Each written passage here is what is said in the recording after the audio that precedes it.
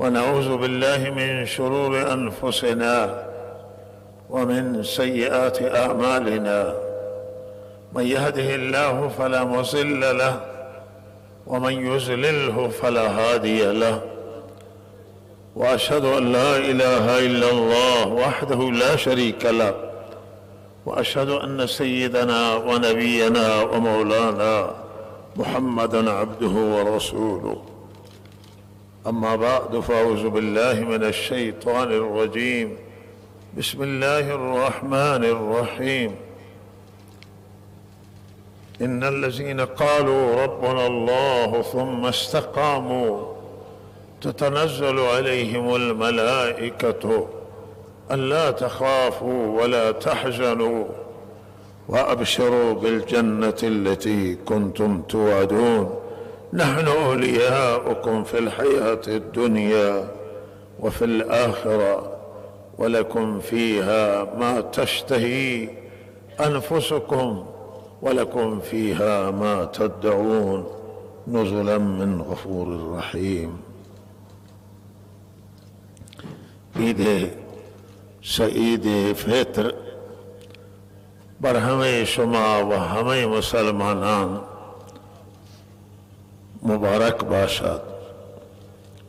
الله تعالی برکات خاص و رحمت خاصی را که در روز عید نازل میکنه بر جهانیان و بر مسلمانان، بر بندگان صالح و مقرب تعالی نازل کرده. الله تعالی نصیب همه من و شما بکند و عید مقبول داشته باشیم نزد الله تعالی.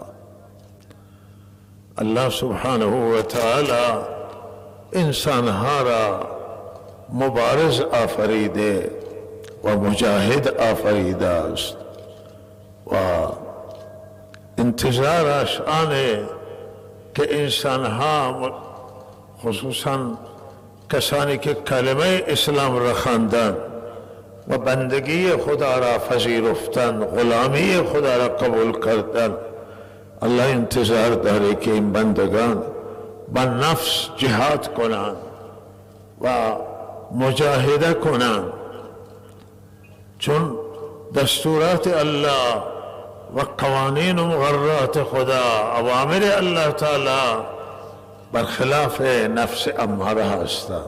نفس اماره به سو، به بدی امر می کند، به گناه امر می کند، میلش به گناه است و دستورات الله تعالی برخلاف گناه. الله از گناه من کرده، از نافرمانی من کرده و از اتباع هواهای نفسانی و خواهشات نفسانی من کرده است، و لہذا این بر نفس دشواره و بر شیطان هم دشوار است و روی این انتظار الله نه که این دشواری ها را تحمل کنند، مردم تقبل کنند و صبر کنند و استقامت داشته باشند تا دستورات الله را اجرا کنند. انسان در دنیا مبارز هست و مجاهد و اولی جهادش به نفس خود هست،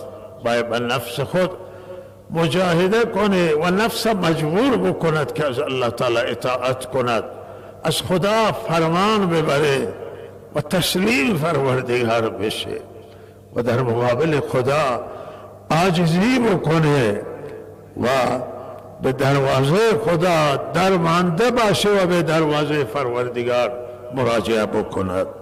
این انتظار پروردگار. صبر مهم هست، بدون صبر انسان به جای نمیرسه و صبر یکی از وسیع‌ترین نعمتهای پروردگار است.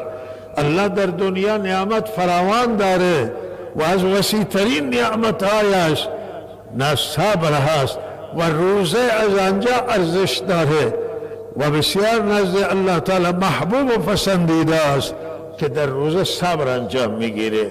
انسان صابر میتونه روزه بگیره و تا صبر نکنه، صبر داشته نباشه، نمیتونه روزه بگیره.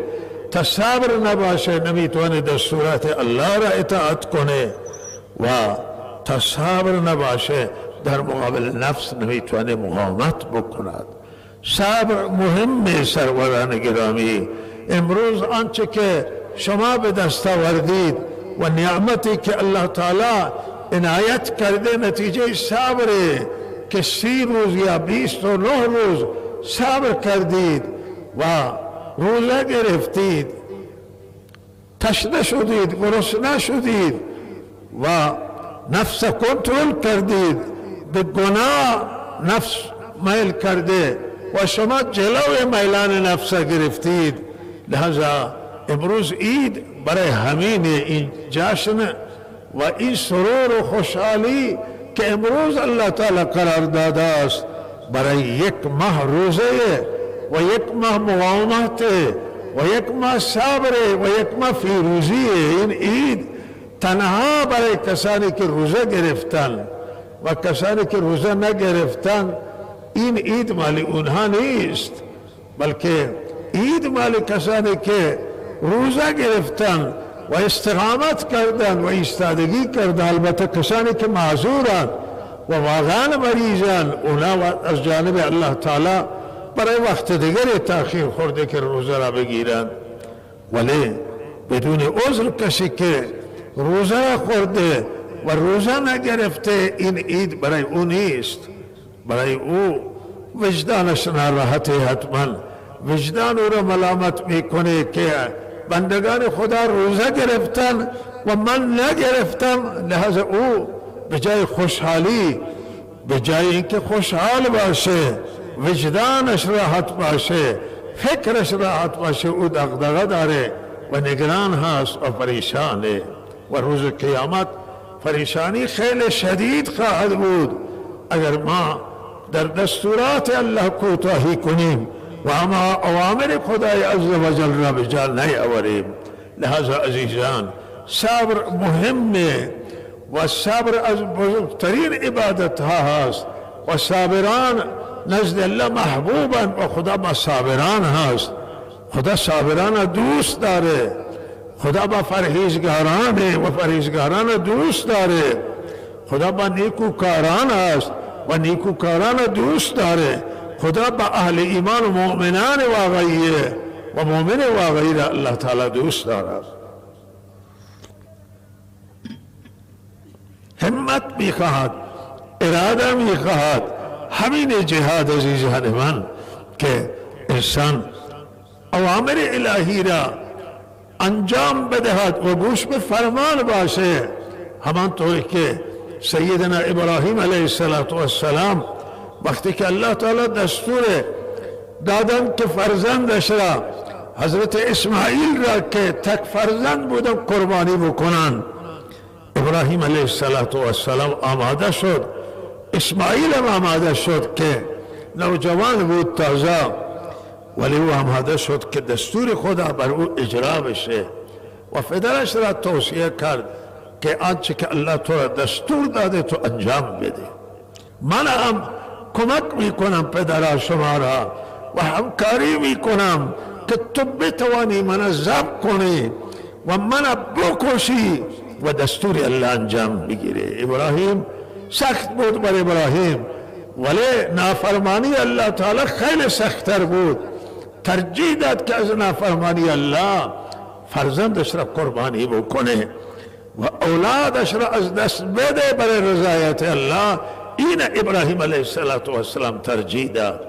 جای تأمل کسانی که الله به اونها ثروت داده و زکات تکمیل نمیدهند، زکات صحیح ادا نمی کنند و اینها مسلمان، نامشون مسلمانه و ابراهیم هم مسلمان بودن، محمد رسول الله صلی الله علیه وسلم مسلمانان، صحابه کرام و آل بیت اعظام مسلمان بودن و من شما نگاه کنید که با اونا چه اندازه فاصله داریم که اونها حاضر شده جان بدن در راه الله و ما نتوانیم زکات صحیح ادا بکنیم، نتوانیم روزه را صحیح ادا کنیم، نتوانیم نماز ادا بکنیم و انقدر ما مسلمان ضعیفیم و بی بخار باشیم، بی حرارت باشیم که کاهل نمازی بکنیم، در امر نماز کوتاهی بکنیم، نماز ضایع بکنیم و نماز قضا بکنیم. فخلف من بعدهم خلف اضاعوا الصلاة. بعد از این پاکان و نیکان اللہ تعالی می فرماید کسانی آمدن که نماز ضایع کردن. خیلی سنگین ضایع کردن نماز، خیلی سنگین ضایع کردن نماز، خیلی سنگین ندادن زکات. اینها اوامر بزرگ اللہ، این ارکان دین. ولهذا ما باید فداکاری بدیم، قربانی بدیم، صبر بکنیم، مجاهده کنیم، جهاد کنیم با نفس تا نفس فرمان ببره از الله و اطاعت کنه. و انشاءالله روز قیامت کسانی که کارمی کنند جز مجاهدان خواهند بود. نماز برپا بداریم و نماز در مسجد ادا بکنیم. در رمضان تاکید شد در مراسم‌های مختلف به برگزاری نماز، به پایبندی به نماز، به اقامه نماز و نماز در مساجد ادا بشه. همانطور که در رمضان شما نماز خواندید، مسجد آباد کردید و مسجد رونق دادید، فضای مسجد را، و همینطور بعد از ماه رمضان مسجد ترک نکنیم، به مسجد پشت نکنیم و با مسجد فاصله نگیریم. فاصله گرفتن با مسجد، فاصله گرفتن با الله تعالی است. دوری از سعادت، دوری از خانه خدا که مساجدن، واقعا دوری از الله تعالی است.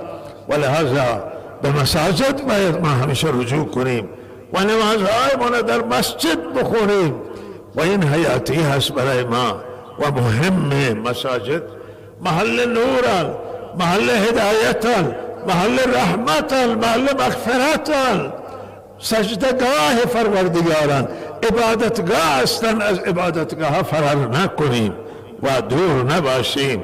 خانه من نماز بخونه، نمازهای نافله، ولی فرائض سعی بکنیم که مسجد بریم، تو مسجد بشینیم وقتی میاییم برای نماز، بعد از نماز لحظاتی بشینیم که شامل حال دعای فرشتگان بشیم.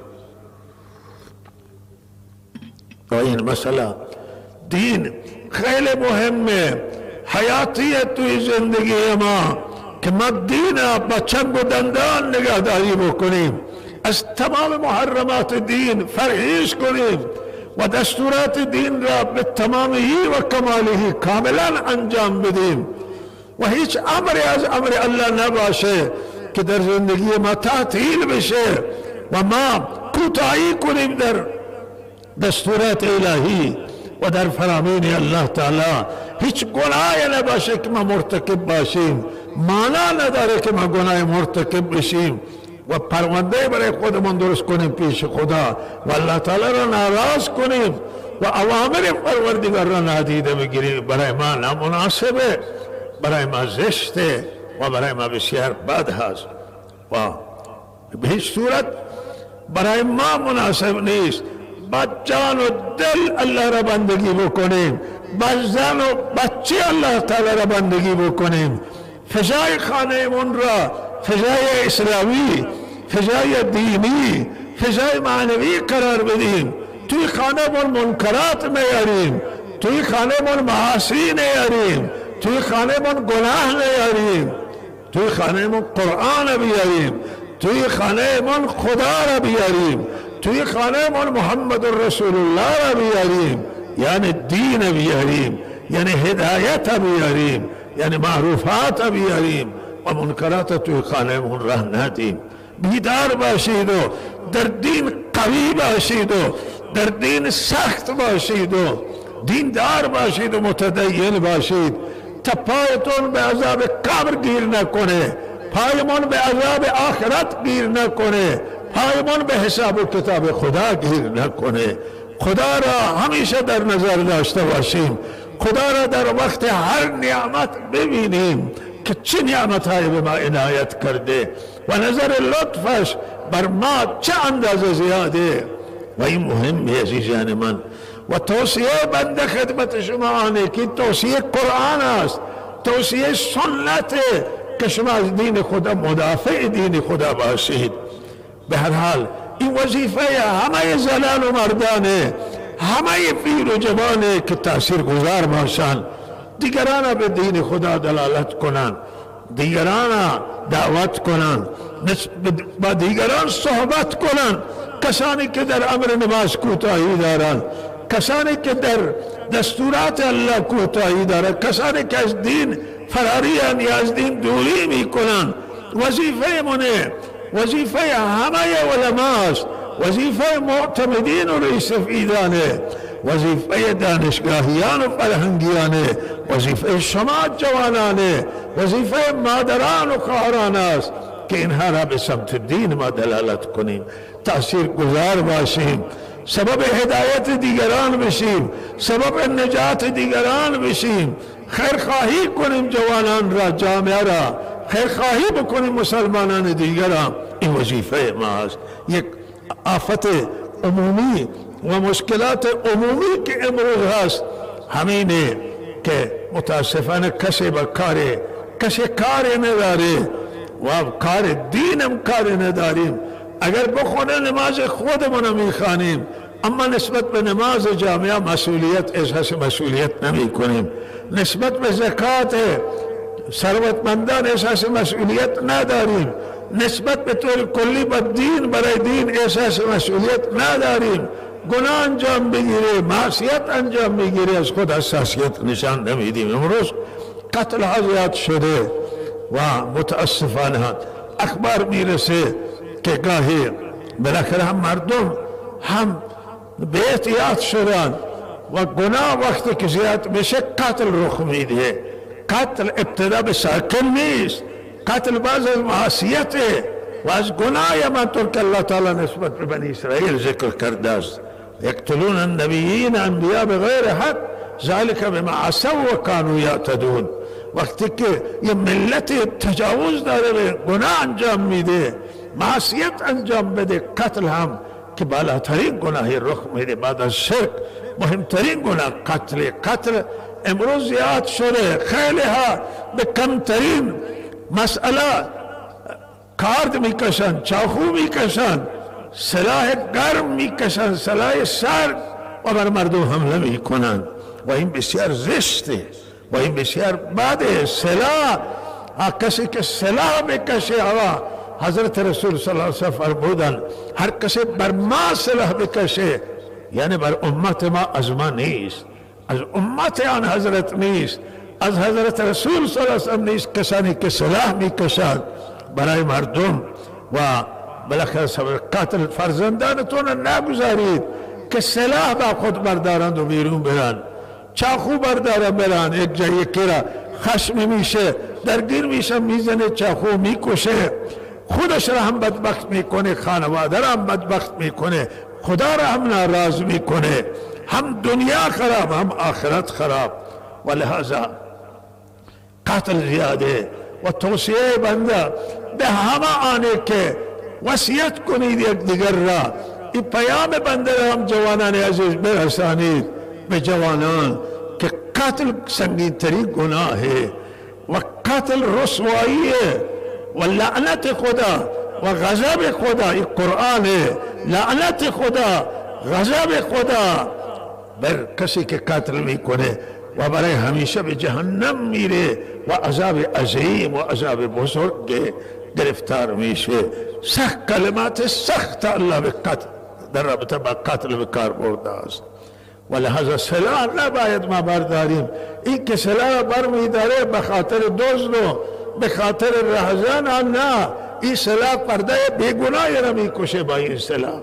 و لحاظا اینی که غیر مسلح باشید و بدون سلاح برید، شما سلاح با خود حمل نکنید و سالم زندگی کنید، با کسی درگیر نباشید. اگر کسی خاص با شما درگیر بشه شما صبر کنید، شما درگیر نکنید خودتون را.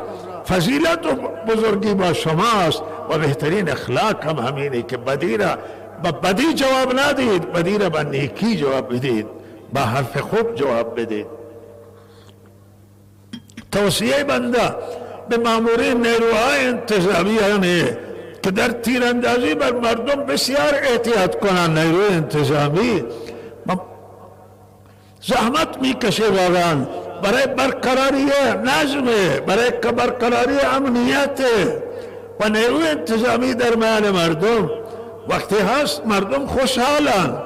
اما این نیروی انتظامی باید خیلی احتیاط بکنه. انتظار ما از فرماندهی محترم نیروی انتظامیانه که به هر حال خیلی توصیه بکنه و سخت مواظب باشه که به افراد مشکوک و مظنون تا زمانی که جرم ثابت نشده، سلاح نداشته و یک چیزی که خطرناک نداشته تیراندازی نکنن.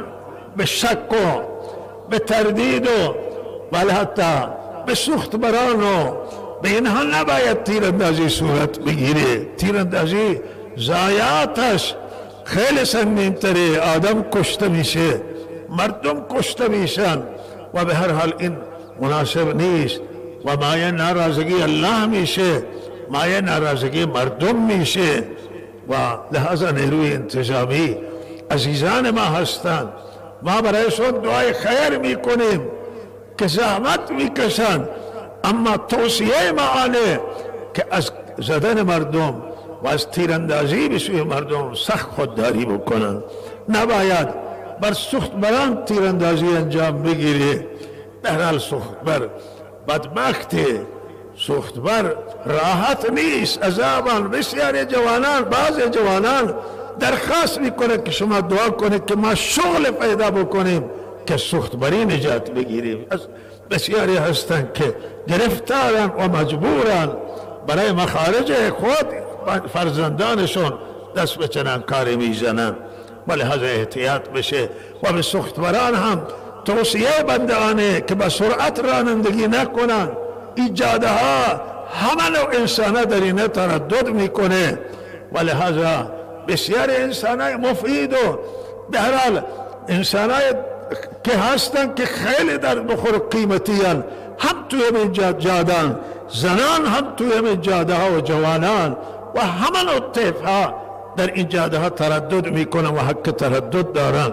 کسی که سوختی میبره باید نحو رانندگی بکنه که سبب مرگ مردم نشه، تهدید حساب نشه توی جاده ها برای مردم.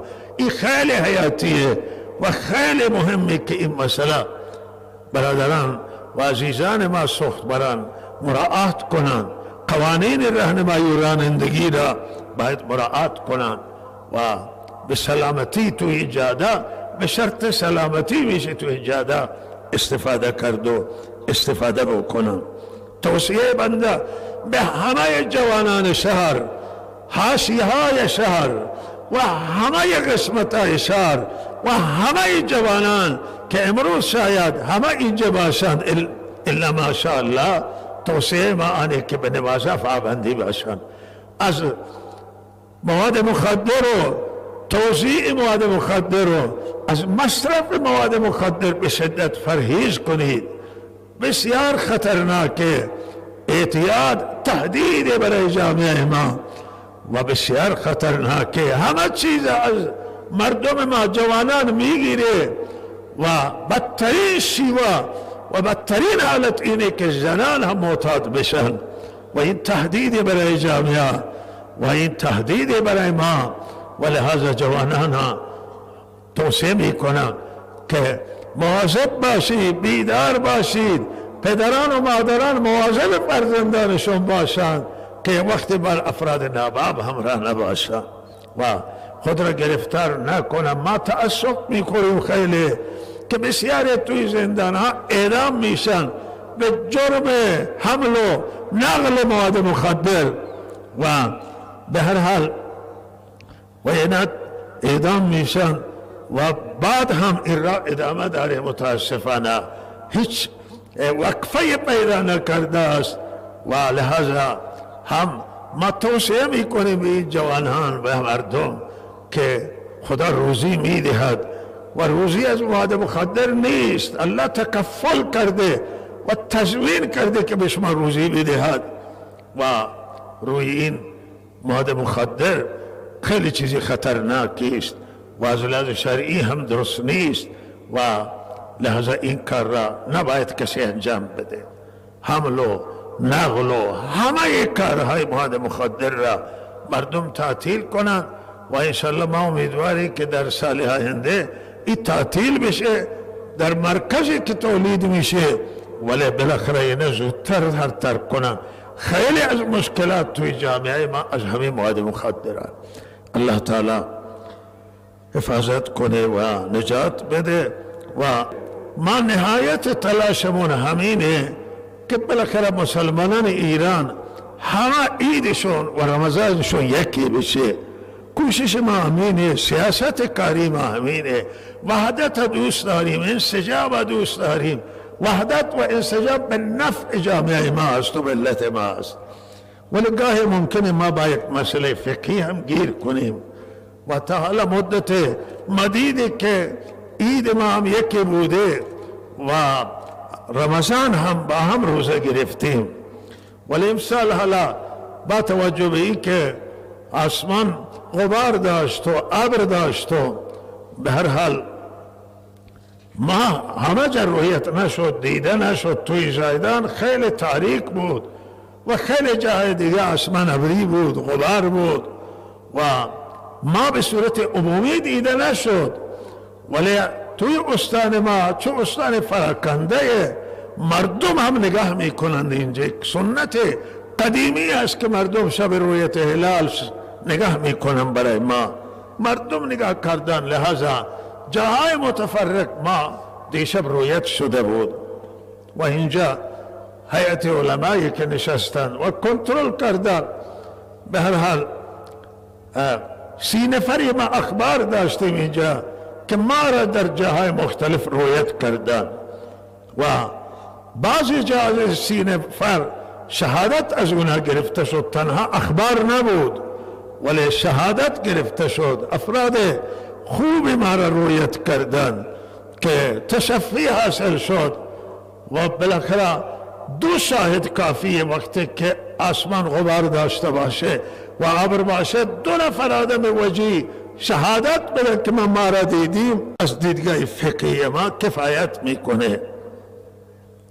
و در حالی که 10 نفر شهادتشون را گرفتن از همه 30 نفر و لحاظا از لحاظ شرایط فقهی بالاخره ما نتوانستیم که بالاخره امروز روزه اعلام بکنیم و روزه بگیریم و وقتی که برای ما تشفی حاصل شد، وقتی که برای ما وضعیت روشن بود، لحاظا ما همینی که بالاخره گفتیم که به این شرایط نمیتوانیم روزه بگیریم و دیگه همینی که عید شده و این به همین حالی که ما تلاشمون همینه تا این را همه ما منتقل هم دوستان ما منتقل کردن به ستاد رویت هلال که مشترکی از شیعه و سنی هست منتقل شدن و لحظه بر اساس همون ضوابط فقهی و بر اساس فقه اهل سنت به هر حال امروز ما بالاخره عید گرفتیم و او وحدت ما برادری ما همیشه هست. ولی مسائل فقهیه و در مسائل فقهی بالاخره معذوراتی هست که باید ما او فقه را رعایت کنیم و شرایط فقهی خودمون را رعایت کنیم و این جز وظایف ما هست. و در جمهوری اسلامی هم آزادی وجود داره که هر کسی بر اساس فقه خود عمل بکنه و برادری و اخوت را همه رعایت کنه. و در هر صورت ما امیدواریم که عید شهید فطر ما وجدانمون راحته و اگر ما امروز روزه می گرفتیم و ملت می گفت روزه بگیرید، وجدان ما ناراحت بود و ما احساس می کردیم که پیش خدا ملامتیم، ولی ما به همون فقه عمل کردیم و به قوانین فقه و شریعت که عمل بشه وجدان میشه راحت و برادری به جای خود محفوظه و ما برادریم و اخوت داریم. و اینجا امروز 1-2 جمله توصیه دارم بنده و او اینه که به هر حال ما در انتخابات اخیر در انتخاب دولت 13 در انتخاب جناب آقای رئیسی، آیت الله رئیسی، اهل سنت همه با انسجام را دادن و اهل سنت متحد شدن.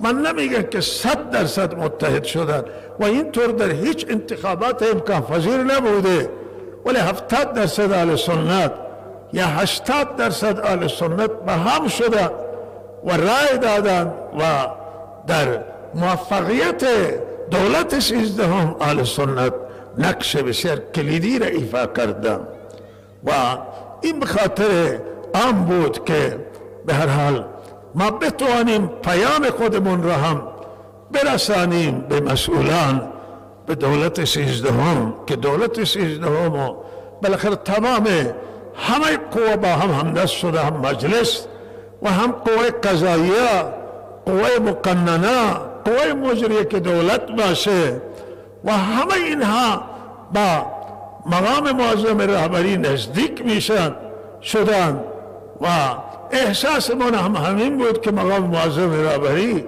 آیت الله رئیسی را میخواهند و لحاظا گفته اهل سنت هم همین قسمت رای بدن و تا بتوانند با اینکه همه قوه هم دست میشوند مشکلات اهل سنت حل بکنند و به خواسته های به حق و قانونی اهل سنت رسیدگی بکنند. اهل سنت خواسته های سنگین و زیادی را نداشتن، زیاده خواهی نداشتن. اهل سنت از اوائل انقلاب تا حالا خواسته شو اینه که شهروندی رعایت بشه. ما شهروندان این کشور هستیم و ایرانیم و ایرانی الاصلیم و پدران و آبا و اجداد اهل سنت برای این مرزبان و خاک ایران کشته دادن و جنگیدن و لحاظا از شایستگانشون بالاخره در تمام رده ها استفاده بشه، شایستگان اهل سنت به کار گرفته بشن و آزادی مذهبی برای اونها هم به نحو شایسته و بایسته تامین بشه و این دوتا خواسته کلیدی اهل سنتن و محوری اهل سنت هستند و به هر حال ما الان هم هنوز ما همین نگرانی را داریم و پریشانی هست و هنوز اقدام هم در دولت 13 تا هنوز انجام نگرفته، ولی ما ناامید نیستیم هنوز و ما امیدواریم که همه قوه همسوان و به هر حال از اهل سنت مشکل اهل سنت و معضل اهل سنت که به کارگیری شایستگان اهل سنت در پست های کلیدی و در مدیریت های ارشد کشور مرکز در تهران و از اهل سنت استفاده بشه، در معاملت های وزیر وزراء کابینه خواسته اهل سنت، در سازمان های بزرگ کشور، در مراکز استانا مدیریت مراکز استانا نوع اعتدال به وجود بیاید و بالاخره از شایستگان کار گرفته بشه و این خواسته اهل سنت بوده و به هر حال هنوز متحقق نشده. الان در قوه قضاییه، در نیروهای مسلح و در پست‌های کلیدی کشور، در مراکز استانهای سنی نشین که ما معتقدیم در همه مراکز استانها الا اگر نباشه در مراکز استان سنی نشین از اهل سنت کار بگیرن و لحاظا هنوز کار گرفته نشده. اگر جایی هست موردهای محدودن و رضایت اهل سنت فراهم نشده و این خواسته کماکان حق اهل سنت در قوه قضایی یه استخدام بشن. الان اگر در قوه قضایی هست خیلی محدودن، در نیروهای مسلح اگر باشه محدودن و لحاظا در هم ارتش و در مراکز نظامی و انتظامی و همه این مراکز از اهل سنت استفاده بشه. اینها ایرانیان، مال ایرانان، حق همه جا، هیچ جای توی دنیا به این طور صورت رفتار نمی کنند که بالاخره یک ملتی را، یک کشوری را، یک مذهبی را، یک قومی را بالاخره در این اندازه به هر حال محروم کنند و به کار بگیره. الحمدلله توی شهرستان هست و ما نمیگیم نیست. در خدمات ما تفاوت قائل نیستم مسئولان، اما این کارگیری شایست. بسیاری از شایستگان ما بازنشست شدن و به هر حال عمرشون بالا رفته و الان توان به کار گرفتن نمی شوند و نیروها به هدر رفتن و ما تاکید میکنیم و این خواسته همه اهل سنت کشور، همه مردم کشور است که وفادار به کشورشون هستند و در تمام شرایط سخت همراهی کردن نظام را و در تمام سانحه حضور پیدا کردن و در امنیت ملی و وحدت ملی تاثیر گذار بودن. لہذا این اهل سنت حق اهل سنت و هم آزادی مذهبی ما نمیگیم ندارن، ولی در بسیاری جا هستن که اهل سنت تحت فشارن. بسیاری کسانی هستن که توی مسائل اهل سنت دخالت های انجام میگیره. ما معتقدیم که همانطور که در عراق دو تا اوقاف اهل سنت جدایه و در بخش امور مذهبی و اوقاف شیعه جدایه و در خیلی کشورها است. خواسته اهل سنت همینه که اوقاف ما را جدا کنن و ما در سرنوشت مذهبیمون مقدرات مذهبی در دست خود ما باشه.